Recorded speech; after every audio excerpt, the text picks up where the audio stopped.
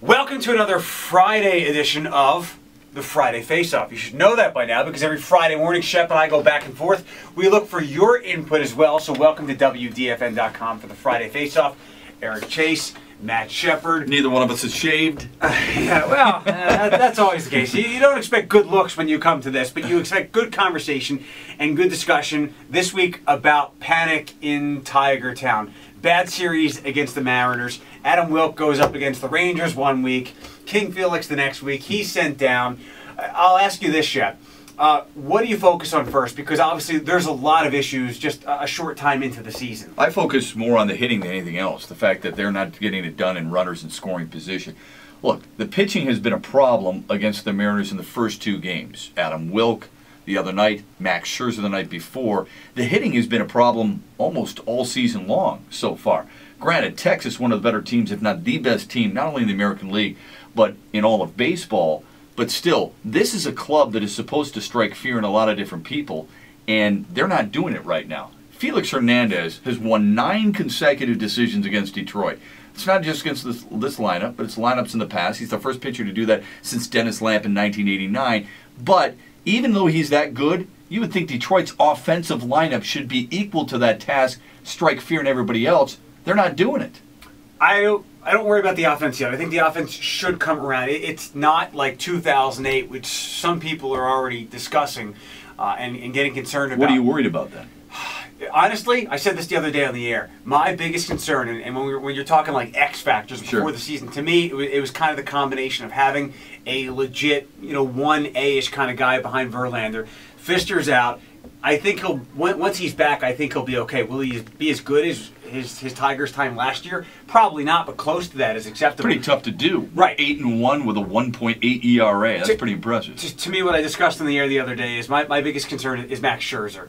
What happens I think this team will still get to the playoffs. Remember, last year at this time, everybody's saying, boy, this Cleveland Indians team has really put it all together. You're right. And the Tigers ran away with the division. Plenty of time. Look at Atlanta. Look what Atlanta did. Running away and then stumbling down the stretch. We're only 18 games in. Small sample size. But yeah. I think we've got enough of a sample size, enough major league innings to go.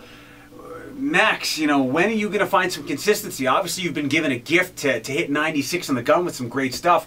I suggested the other day, maybe it's time he finds, somebody he was coming up with to get another voice, maybe tweak his mechanics a little bit because he's got the stuff. He's got to be a guy in the playoffs. So they did that the other year. They did that last year. They sent him down to Toledo. And he righted the shift. He came back, and he pitched brilliantly. Now, Jeff Jones knows what he needs to do and what he doesn't need to do. Mitch Williams was on my show in the morning on Thursday morning and said he's got to find that same arm slot every single time like Justin Verlander. He's not doing it right now. I think it's a legitimate point. There's no doubt about it. But don't forget, Doug Fister is one of their key guys. Yep.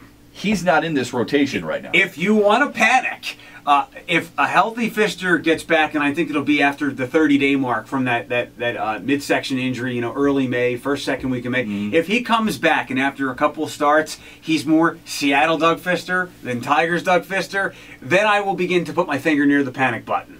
If the offense doesn't come around and this malaise continues. But he wasn't terrible in Seattle. The reason I worry about the offense is because of this. We're still unsure of exactly what we have in Austin Jackson. It's just his third full season. You'd love him, despite the 181 strikeouts as a rookie, you'd love him to return to that form. He started out great, and now he's batting, 258. Alex Avila's off to a rough start. I'm not worried about it, but is he the guy we saw last year, or do we still not know what he is?